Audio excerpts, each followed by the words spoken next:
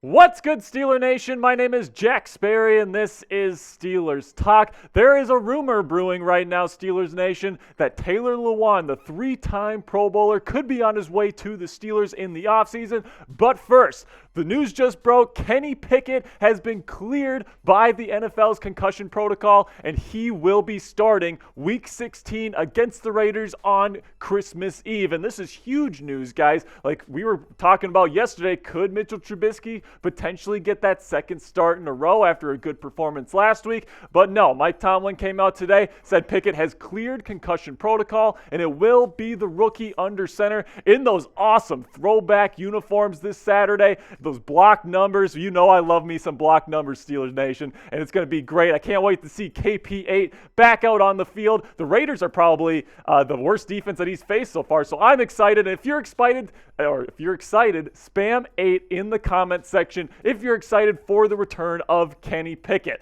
All right, now let's get into this really juicy rumor that is starting to swirl around that Taylor Lewan, the three-time Pro Bowler, left tackle, one of the best left tackles in football when healthy, could be released by the Titans in the offseason this year. He's had 2 ACL surgeries in the past 3 years. All right, he's going to be 32 years old next year. He's going to cost the Titans about $15 million on their books next year, and they may be looking to release him so that they can get those $15 million in cap savings in the offseason. Taylor Lewan, if you're wondering who my source on this is, it's Taylor Lewan himself. On the Bussin' with Boys podcast, he said, I think if you were to say what happens to Taylor Lewan with Tennessee Titans after the season ends, you would likely assume I'm released from the team. Probably February or March. And then he also goes on to say that is something that you play in this game long enough and you see how the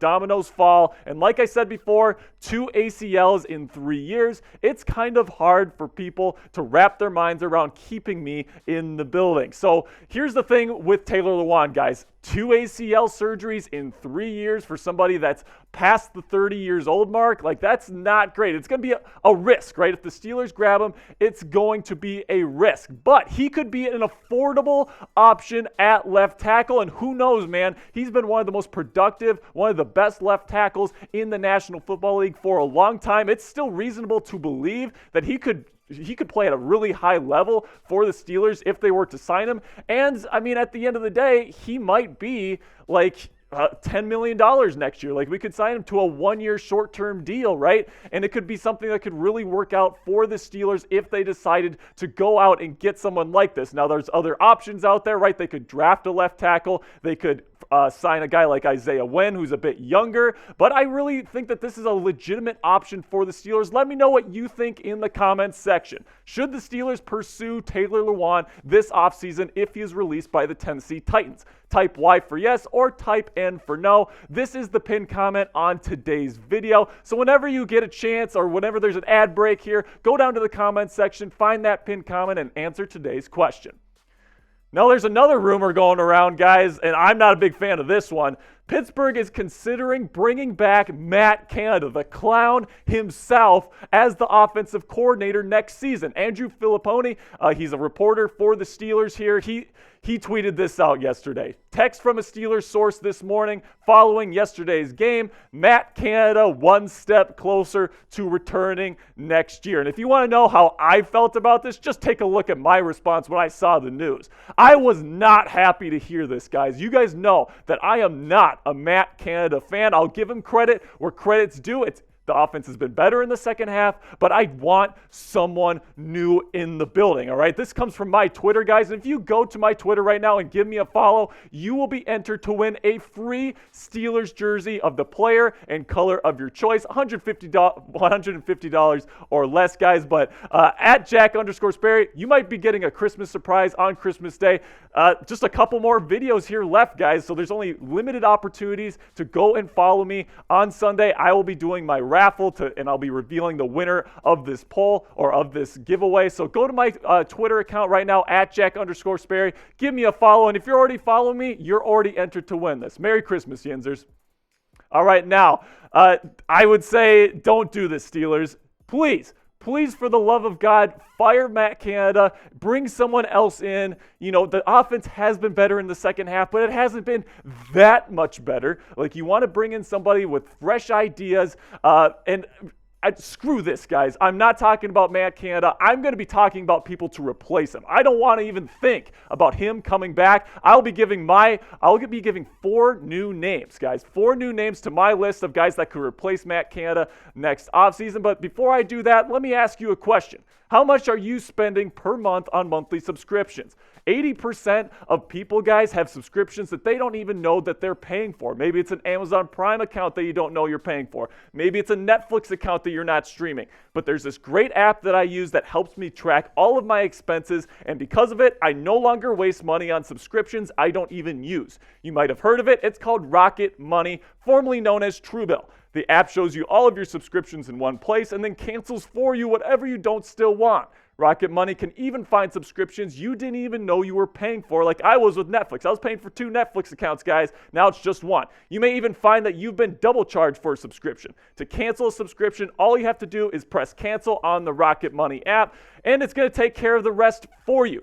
Get rid of useless subscriptions today with Rocket Money. Now, go to rocketmoney.com/Steelers Talk to help out the channel and also help you guys save a ton of money a month. For me, guys, personally, I'm saving a ton of money, hundreds of dollars a month, because I'm one of those people that, I get a subscription, I think I'm going to use it a bunch, and then I just don't, and I forget about it, and I'm still paying for it. So this app helps me a ton. It can help you too. Go to rocketmoney.com/Steelers Talk to help the channel, but also help you out financially.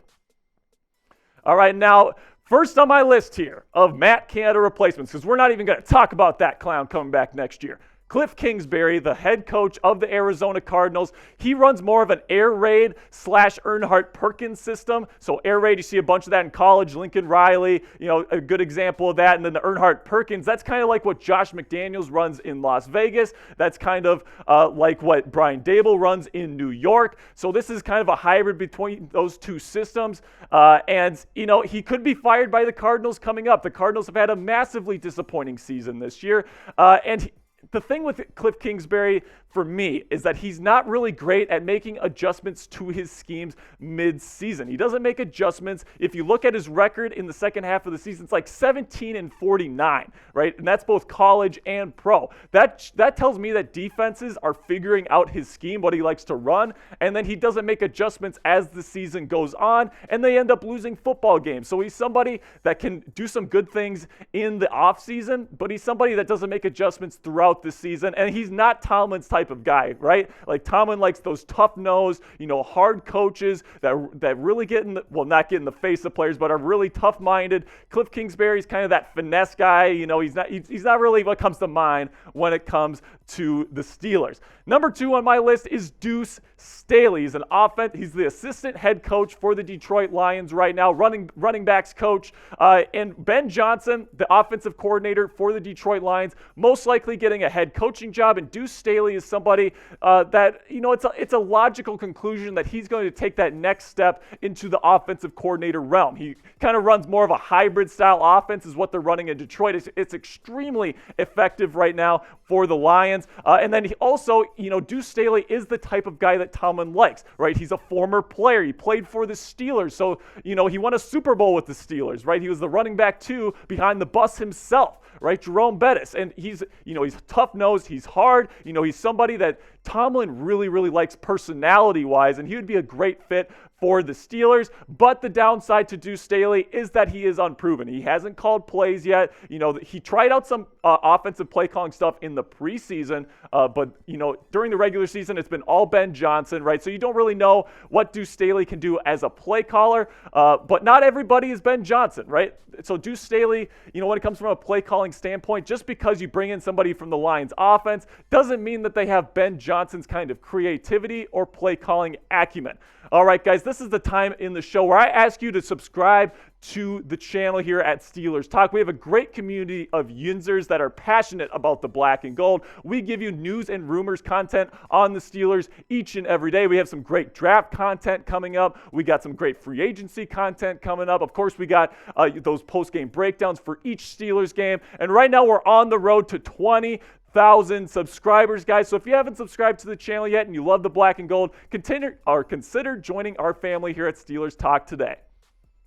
Now let's get into Byron Leftwich, and this one is a very popular pick among Steelers fans because he's a former Steeler, just like Deuce Staley was. He runs that Bruce Arians style of run and shoot offense where they really prioritize throwing the ball down the field with lots of option routes, power run scheme, and he's a former quarterback, right? He's worked with the GOAT himself, Tom Brady, right? And it's the same offense that won the Steelers Super Bowl 43 against the Cardinals, right? Bruce Arians was the offensive coordinator that year, and he is the mentor to Byron Leftwich, right? This is the type of offense that he likes to run.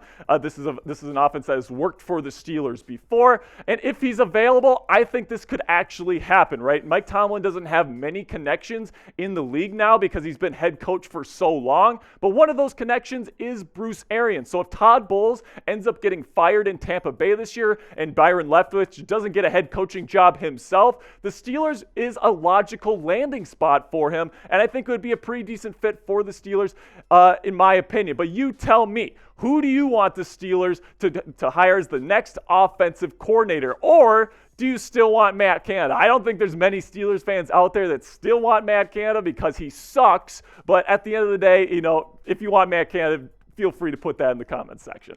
Finally on my list, Pep Hamilton, the offensive coordinator from Houston. Now, obviously, Houston hasn't been great this year, right? They don't have much talent, but this offense, I think, is a really good fit for the Pittsburgh Steelers personnel right now. Like Byron Leftwich, it's more of a run and shoot style of offense where they want to establish the power run game, and it's paired with deep passes, mostly off of play action. Lots of under center from this guy, and he could be available if Lovie Smith is fired by the Texans. Now, we don't really know how the Texans feel about Lovie Smith, right? The roster sucks, so they might not blame him for this terrible, terrible season that Houston is having right now. So he might not be available, but if he is, I think this offense is a great fit for Pittsburgh. You got a big running back, really talented running back in Najee Harris that can run that power run scheme. And then you got some receivers that can really do a great job on deep routes. Calvin Austin III, when he comes back, is a speedster, can be a threat down the field. Of course, George Pickens is one of the best 50-50 ball receivers in the National Football League already. Deontay Johnson can be that get open guy. I think Pep Hamilton could be a really good fit for the Pittsburgh Steelers. So here is my final list here, guys. Kliff Kingsbury, Deuce Staley, Byron Leftwich, Pep Hamilton. Not a big fan of Kliff Kingsbury, but the other guys I think could be pretty decent fits. All right, guys, that's going to do it for today's show. Are you a true Yinzer and made it to the end of the video? If you did, go into the comment section and put Yinzer for life in all caps to let me know you were here. All right, Yinzers, that will be it for today's show. I will see you guys tomorrow. Peace.